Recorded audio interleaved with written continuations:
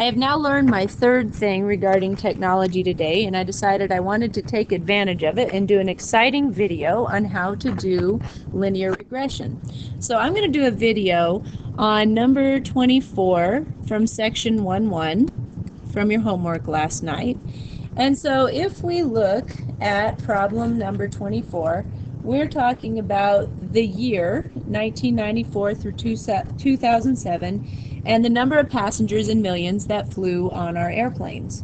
Now they want to know the number of years since 1994 and all the way up to 2007. So we're looking at a domain of 0 through 13. So what we're going to do is we're going to go to our calculators and we're going to go to Stat, which is right there in the middle, and it's already selected Edit, so we're just going to hit Enter.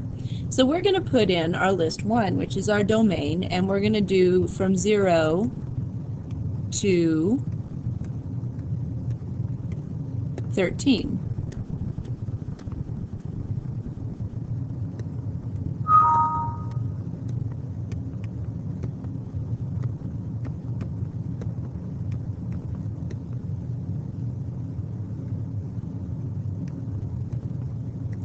So we have our entire domain put in now, and so we actually want to scroll all the way back up so that we can put in our list 2.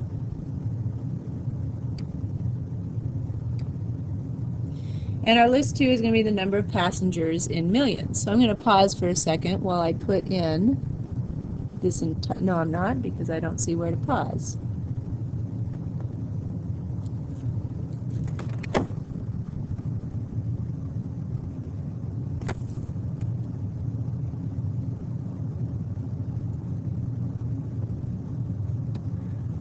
Alright, so I figured out where to pause, and now I'm going to pause. Now I'll just show you putting in the list 2.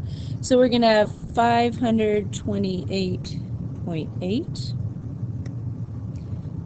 547.8, 581.2, 594.7, 612.9, 636.0, 666.2, 622.1, 614.1, 646.5, 702.9, 738.3, 740, 744.2, and 769.2.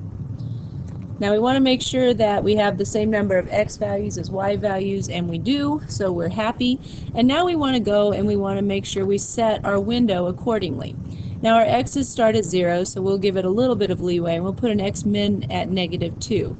We'll just take a gander and say we're going to have the x max go up to 20. And our y minimum we will put at 500.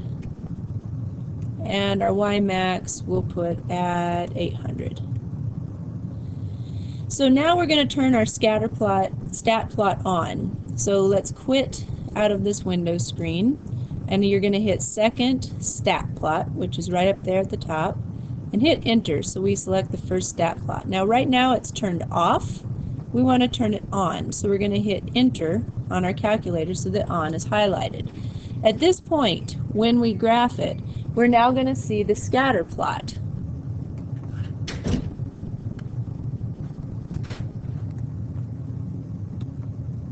Okay, back to our problem.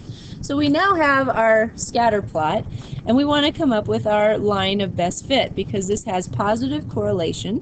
So we're going to go ahead and hit stat, and we want it to calculate, and we're doing a linear regression. So that is going to be number 4. So you can either scroll down to it or you can hit 4. And we are using list 1, we are using list 2. We're not worried about frequency, so we're going to hit enter until we get down to store regression equation. Now we want to store this into y sub 1 so that when we graph it, it's actually going to show this line of best fit among our scatter plot. So to do that, we're going to hit the vars button, which is right here underneath the arrows. So hit vars. We're storing it in y variables. It is a function, and we want to store it in y sub 1. So we're back at our list. Hit enter again and calculate. And now it has stored our line of regression. Now if we go over here to y equals, you're going to see that that line's been stored in y sub 1. So when we hit graph, you see our scatter plot and you see our line of regression that the calculator has done for us. So that answers part A and part B. Now part C says, according to the linear model, in what year did the number of passengers seem destined to reach 900 million? Well, 900 million is our output value, so it's a y value. So in order to do this, we're going to go to y equals, and we're going to go to y sub 2 and say, well, I want to see what happens when y equals 900. So when I hit graph, we're going to realize we have a little problem, and that is that it's not showing this line where y sub 2 equals 900. And why is it not showing it? Because our window isn't set up to where y goes all the way up to 900. So I'm going to go ahead and change it so that the y max is at 900, because what we're doing is we're looking, actually I'm going to make it 1,000. We're looking for where this line y equals 900 intersects with the line of regression that our calculator has created.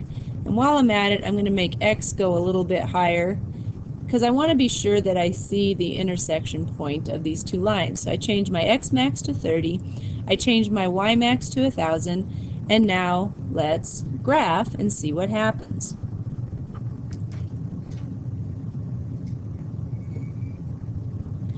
So we can see our line now where y equals 900, and we can see our linear regression. What we want to know now is the intersection point. And so to find that intersection point, we're actually going to hit calculate. Now calculate is right up here above the trace button. So hit second, calculate, and we want to know the intersection. So hit 5.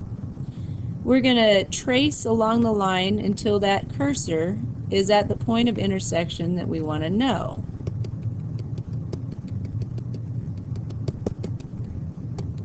Mine is not moving real fast right now. So when you get there, down here it says first curve, and you're going to hit enter, and what that's doing is it's picking the blue line. Second curve, you're going to hit enter again because that's picking the second line. So you're asking for the intersection point of those two things. The guess is where your cursor is right now. When I hit enter a third time, it now tells you exactly what that intersection is. And so where y is at 900 million passengers, x equals 22. So 22 years after 1994, there were 900 million passengers traveling on our airlines. So going back to our SMART notes, the only thing you would have really needed to write anything down on is part C. And part C would be 1994 plus 22, which I wish I knew quicker than that, would be 2016. Now part D asks, what happened to disrupt the linear model? When we go back and we look at this scatter plot, we definitely have a disruption here. Why does it dip? And if we look at the year that is, that's in 2001, 2002, and 2003. So we actually combine history with math. What happened in our country in 2001? And that was 9/11. So our airline travel dipped significantly for 3 years, but then it got back on track. So that is problem number 24.